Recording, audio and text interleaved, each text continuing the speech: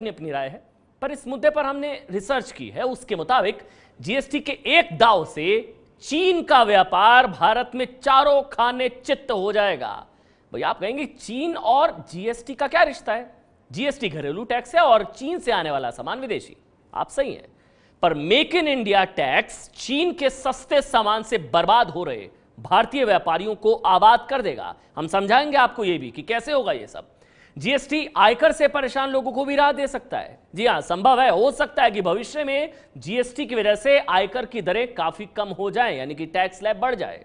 मुनाफाखोरी से होने वाली महंगाई को भी जीएसटी ठोक पीट कर ठीक कर ही देगा। जीएसटी अगर सही दिशा और तरीके से लागू हुआ तो ये देश के बुरे आर्थिक हालात और अनुशासन की घंटी बजा देगा। ये कालेधन की तिजोरियों में छिप जाने वाले पैसे को खदेड़ खदेड़ कर निकालेगा और राष्ट्र निर्माण में लगाएगा। तब देश कैसा दिखेगा, सपनों का भारत, यह भी हम आपको दिखाएंगे। हमारा मानना है कि जीएसटी राष्ट्र निर्माण का धन नागरिकों को लौटाएगा, स्वदेशी अर्थव्यवस्था और व्यापार को मजबूत करेगा।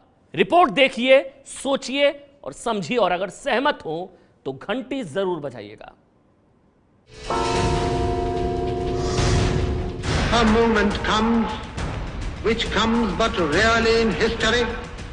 15 अगस्त 1947 की आधी रात संसद का सेंट्रल हॉल गवाह बना था देश को अंग्रेजों की गुलामी से मिली आजादी का।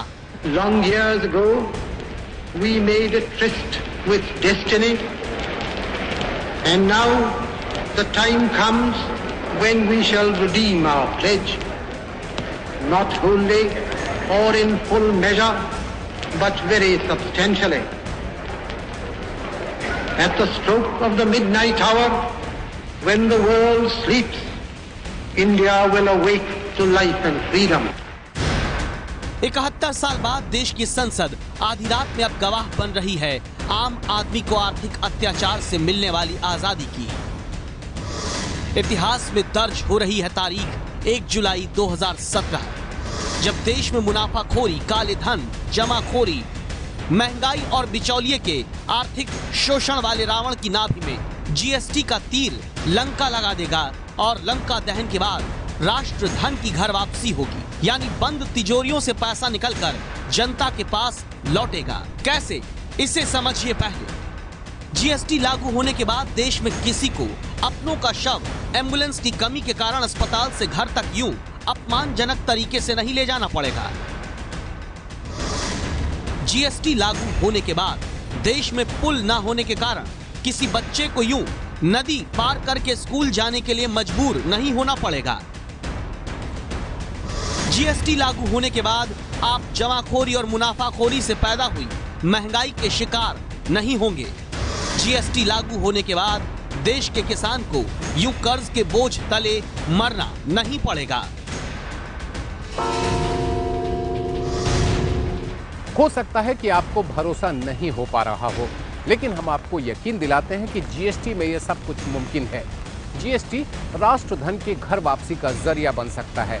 ये कैसे हो सकता है, ये हम आपको समझाने जा रहे हैं।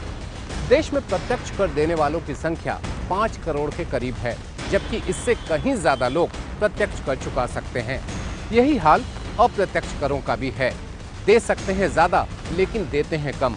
बहाना ये कि कर इतने ज्यादा हैं कि कहां चुकाए, क्या जितना कमाए वो सब लुटा दे।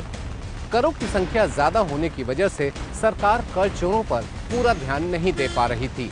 नतीजा, सारे करों को मिला करके एक कर बनाया गया, जीएसटी। आप कहेंगे कि जीएसटी के कौन से हाथ पैर हैं जो चोरी रोक लेंगे और वो पैसा आम लोगों पर खर्च किया जा सकेगा? आपके इस सवाल का जवाब अब हम एक रिसर्च के जरिए देंगे। ध्यान से इन आंकड़ों को देखिए।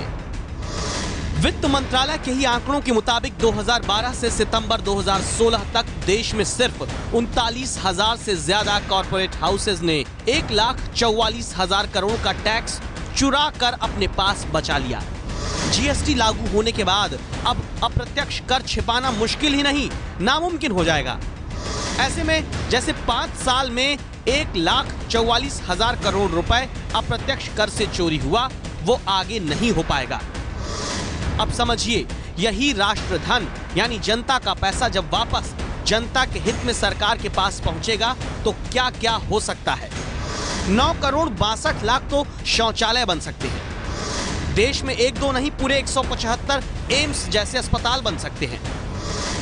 देश में कृषि का बजट 3 गुना किया जा सकता है, यानी किसानों को खुदकुशी करने से रोका जा सकता है।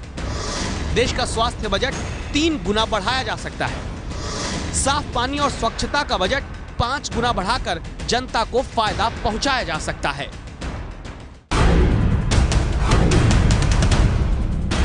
बात सिर्फ इतनी नहीं है। जीएसटी लागू होने से देश में कैसे राष्ट्रधन की वापसी और दूसरे तरीकों से हो सकती है, इसको समझने के लिए आपको वित्त मंत्रालय के राजस्व सचिव हसमुख अढ़िया का एक बयान सुनाते हैं। पहले ये करते थे कि सीएसटी जब बनना होता था तो सरकार को सी फॉर्म भर के ये बोलता था कि भाई हम तो सीएसटी में इसको इंटरस्टेट ले जा रहे, और वो दूसरे स्टेट में माल पहुंचता ही नहीं था। उसी स्टेट में वो माल को दूसरे सिटी में उतार के उसी स्टेट में बेच देते थे विदाउट पेमेंट ऑफ टैक्सेस। तो जिस आइटम के ऊपर 14% स्टेट का टैक्स रेट था, उसके ऊपर वो 2% सीएसटी भर के छूट जाता था। अब ये नहीं होगा। अब पूरा का पूरा टैक्स उसको भरना पड़ेगा, तब वो दूसरे स्टेट में माल ले जा सकते हैं। यू वुड बी सरप्राइज कि सेंट्रल सेल्स टैक्स 2% के हिसाब से भी स्टेट की इनकम 50-60 हज़ार करोड़ है। 2% के हिसाब से भी सीएसटी की इनकम, वो 50-60 हज़ार करोड़ का पूरा बोझ कंज्यूमर के ऊपर जा रहा था। एडिशनल टैक्स जा रहा था सीएसटी का, सेंट्रल सेल्स टैक्स का, वो पूरा बोझ अब मिट जाएगा। जीएसटी के कारण ये जो 50,000 करोड़ रुपए बचेंगे, राष्ट्रधन की ये घर वापसी क्या क्या कर सकती है, वो जानिए। 3 करोड़ 33 लाख शौचालयों का निर्माण हो सकता है। 61 एम्स जैसे अस्पताल बन सकते हैं। 212 आईआईटी देश में खड़ी की जा सकती हैं। 1 साल का कृषि बजट किसान हित में दिया जा सकता है। साफ पानी और स्वच्छता पर 2 गुना बजट खर्च हो सकता है। 1 साल का स्वास्थ्य बजट इस राष्ट्रधन से दिया जा सकता है। शहरी गरीबी दूर करने और शहर के विकास में 8 गुना बजट बढ़ा सकते हैं। जीएसटी का सबसे बड़ा फायदा यह है कि इससे चीन के माल से तबाह हो रहे छोटे भारतीय व्यापारियों और बाजार को बचाया जा सकेगा। चीन से सीमा पर लड़े बिना उसे हराने का इंतजाम भी जीएसटी करेगा। आप कहेंगे कैसे? तो सुनिए और समझिए। आपने ये तो सुना ही होगा कि चीन का सस्ता माल देश के छोटे कारोबारियों, फैक्ट्री मालिकों और कई तरह के व्यापारियों को नष्ट कर रहा है। देश में चीनी माल के बॉयकॉट का आंदोलन भी चलता रहता है। ये इसलिए होता है क्योंकि चीनी माल का आयात होने के बावजूद घरेलू निर्माण से वो सस्ता पड़ता है। तो सरकार ने अब इस चीनी लूट को बंद करने के लिए आयातित और घरेलू उत्पादन पर समान टैक्स लगाने की व्यवस्था कर दी है। जीएसटी लागू होने के बाद चीनी माल भारतीय सामान से अब सस्ता नहीं पड़ेगा, यानी चीन का माल अब भारत के कारोबारियों की कमर नहीं तोड़ पाएगा। सबसे महत्वपूर्ण चेंज मेकिंग इंडिया के लिए है, मैं आपको बता दूं। कैसे? क्योंकि अब तक जो था वो ये था कि भाई हम एक्साइज ड्यूटी के इक्विवेलेंट सीवीडी लगा रहे थे। एक्साइज ड्यूटी जो लोकल इंडस्ट्री पे था उसके इक्विवेलेंट हम सीवीडी लगा रहे थे। उसके अलावा सिर्फ 4% सेड स्पेशल एडिशनल ड्यूटी लगा रहे थे। ये जो 4% एसएडी लगा रहे थे उसका मतलब ये था कि स्टेट गवर्नमेंट की जो वेट देनी पड़ती है लोकल इंडस्ट्री को, उसके बदले में हमने 4% एसएडी डाला था। अब वो 4%, वो एक्चुअली स्टेट गवर्नमेंट तो 14% रेट ले रही है वेट का, लेकिन सिर्फ 4% देने के बाद वो माल इंडिया में आ सकता था। तो अब ये नहीं होगा। डोमेस्टिक इंडस्ट्री के ऊपर जितना टैक्स का बोझ है उतना ही टैक्स का बोझ इंपोर्टेड माल के ऊपर आएगा। तो इससे मेक इन इंडिया को बल मिलेगा कि नहीं? बल मिलेगा। इससे मेक इन इंडिया को इससे बल मिलेगा। तो ये एक परफेक्ट सिस्टम हो जाएगी कि लोकल इंडस्ट्री जितना टैक्स पे कर रहा है उतना ही इंपोर्टेड वाले भी पे कर रहा है, ताकि दोनों के बीच में अंतर नहीं रहे। पहले ये था कि इंपोर्टेड माल सस्ता पड़ता था और डोमेस्टिक माल जो है वो उनको बेचारे को तकलीफ पड़ रही थी इंपोर्टेड के सामने टिकने के लिए। तो this is a very significant change that is going to be brought about IGST लगाने से इंपोर्टेड माल के ऊपर। तो अब तक राष्ट्रधन की घर वापसी के 3 उदाहरण हमने आपको दिए। अब हम आपको बताते हैं सरकार कैसे मुनाफाखोरी, जमाखोरी और महंगाई पर जीएसटी से काबू करेगी। सरकार ने दरअसल देश में जमाखोरी करने वालों, काला धन जमा करने वालों और महंगाई बढ़ाने वालों को एक चक्रव्यूह में फंसाया, जिसका आखिरी दरवाजा है जीएसटी। कैसे? अब इस चक्रव्यूह को देखिए। सरकार ने पहले विदेश में काला धन रखने वालों पर नकेल कसने के लिए उन देशों से संधि करना शुरू किया जहां टैक्स चुराकर काला धन जमा होता था। इसका असर भी हुआ। जैसे स्विट्जरलैंड के बैंकों में भारतीयों की ओर से जमा राशि अब तक के सबसे निचले स्तर 4,500 करोड़ रुपए पर पहुंच गई है। ये पहले के मुकाबले करीब आधी रकम है। एक डर तो समाज में बैठना शुरू हुआ है कि अनऑथराइज कैश में डील करना ये अपने आप में खतरनाक है। जो ब्लैक मनी के खिलाफ स्टेप्स उठाए गए। विदेश में रखना और खतरनाक है, क्योंकि आज तो पूरी दुनिया में कोऑपरेशन भी शुरू हो गई। अब स्विट्जरलैंड के साथ भी ट्रीटी हुई, बाकी जितने कई टैक्स हेवंस ने भी अब उसमें समझौता कर लिया कि आपको बतलाएंगे डिटेल। इसके बाद सरकार ने काले धन पर करारी चोट नोटबंदी से की, जिससे सारा कैश अब रिकॉर्ड में है। इससे कैश गुमनामी खत्म होने के कगार पर है, यानी काली तिजोरियों में पैसा ना के बराबर है। नकद के लेन देन पर नियमों के तीखे अंकुश लगे हैं। पैन को आधार से जोड़ने का क्रांतिकारी असर आगे देखने को मिलेगा। आपने डीमोनेटाइजेशन के बाद पहले 3 महीनों में जिस देश में केवल रिटर्न 3 करोड़ 34 लाख लोग फाइल करते थे, उसमें 92 लाख लोग एडिशनल आ गए रिटर्न फाइल करने के लिए, और ये प्रक्रिया धीरे धीरे बढ़ेगी। तीसरी चोट सरकार ने काले धन से बेनामी संपत्ति खरीदने वालों पर कानून में संशोधन करके की। आप फर्जी कंपनियां, शेल कंपनीज के नाम पर प्रॉपर्टीज खरीद लेते थे, अब बेनामी कानून आ गया। तो ये सख्ती स्वाभाविक, और डीमोनेटाइजेशन के बाद कैश की जो एक गुमनामी थी वो भी समाप्त होने की संभावना है। और फिर काला धन जमा करने वालों पर जीएसटी का आखिरी वार किया है। अब तक कारोबारी कच्चा बिल बनाकर हजारों करोड़ का खेल कर देते थे। ये बात खुद एबीपी न्यूज को वित्त मंत्री अरुण जेटली ने बताई है। व्यापार में ईमानदारी से हम लोग असेस करें, एक एक्सप्रेशन हम लोग सुनते थे कि इतना कच्चे का है, इतना पक्के का है। ये कोई अनजान बन जाए कि हमें मालूम नहीं है तो दूसरी बात है, लेकिन ये एक वास्तविकता थी।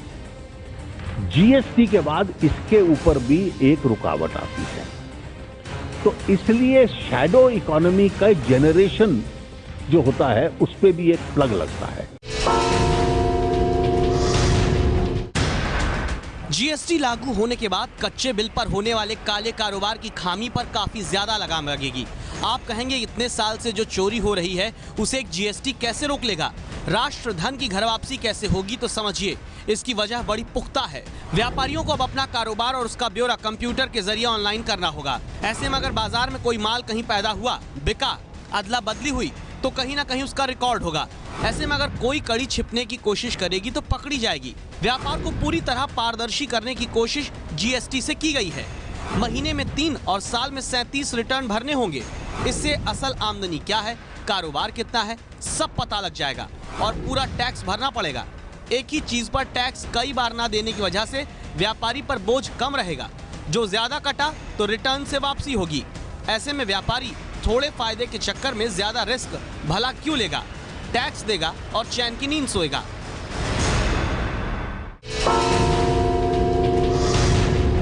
विक्रेता अगर अपना आइटम परचेज करके उसको सेल नहीं दिखाता तो उसको रिफ्लेक्ट हो जाएगा कि उसने ये आइटम खरीदा था पर सेल नहीं किया। तो कोई भी गवर्नमेंट अथॉरिटी या उसका विजिलेंस करने वाला आराम से चेक कर सकता है कि इस पर्सन ने, इस विक्रेता ने किस पर्सन से माल खरीदा, कहाँ बेचा। तो वो एक कंट्रोलिंग आ जाएगी, उसमें वो बच नहीं पाएगा कि वो उसको रिफ्लेक्ट नहीं करे या नहीं दिखाए। ऐसा नहीं हो सकता उस केस में। और उसको रिपोर्टिंग टाइमली करनी पड़ेगी। अगर उसने सेल की रिपोर्टिंग टाइमली नहीं की, परचेज की रिपोर्टिंग टाइमली नहीं की, तो उसके ऊपर पेनल्टीज और प्रोसिक्यूशन के केसेस है। जो लोग टैक्स की चोरी करते थे, जो लोग सेल्स टैक्स, वैट वगैरह नहीं देते थे, चूंकि अभी एंड टू एंड कनेक्टेड है, इसलिए वो लोग पकड़े जाएंगे या धंधा नहीं कर पाएंगे। तो इसमें टैक्स की चोरी कम होगी।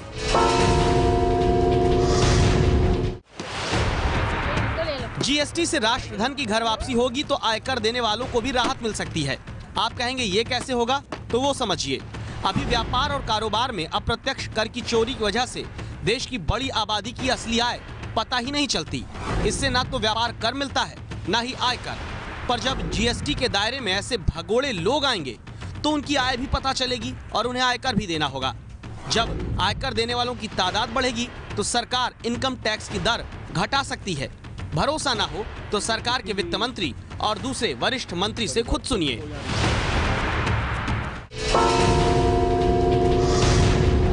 अगर कंप्लायंसेस बढ़ती हैं और आपकी बास्केट ऑफ टैक्सेस कलेक्शंस बढ़ती हैं तो इसलिए फिर रेट स्ट्रक्चर्स के और रीजनेबल होने की उम्मीद भी हो सकती है। भविष्य में महंगाई पे लगाम आए, प्रोडक्टिविटी बढ़े, एफिशिएंसी बढ़े और इसके द्वारा प्राइसेस जो है वो घटती चली जाए। इसलिए हमारी कोशिश नहीं है कि टैक्सेस बढ़े, हमारी कोशिश ये है कि टैक्सेस घटते चले जाए, महंगाई कम होती चली जाए।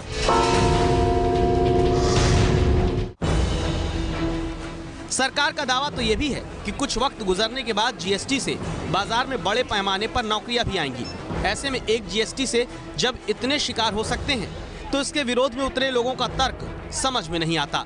एक बात और कि जीएसटी के मौजूदा राजनीतिक विरोधियों ने ही जीएसटी की नींव डाली है, यानी कांग्रेस और वाम दल।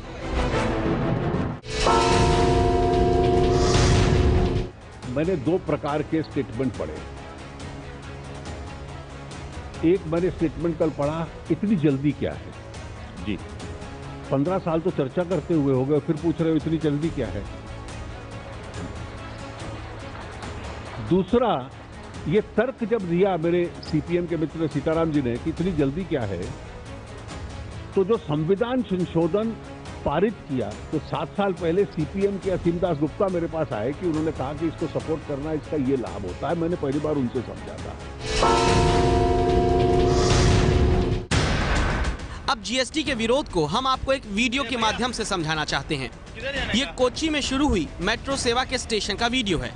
स्वचालित सीढ़ियों की नई व्यवस्था में लोगों को नीचे लाने वाली सीढ़ियों और ऊपर ले जाने वाली सीढ़ियों का अंतर पता नहीं चल रहा। ऐसे में उनकी कोशिश बेकार हो रही है और चोट लगने का खतरा भी है। पर उम्मीद है कि जीएसटी के विरोधियों को जल्द ये बुनियादी चूक समझ में आ जाएगी। ऐसे में हमारा मानना है कि जीएसटी महंगाई बढ़ाने वाले मुनाफाखोरों से मुक्ति दिलाएगा, चीन के खिलाफ हिंदुस्तानी व्यापारियों को मजबूत जमीन देगा और आम आदमी के पैसे को उसी के कल्याण में वापस लाएगा। अगर आप सहमत हैं तो घंटी बजाइए 8422840000 पर।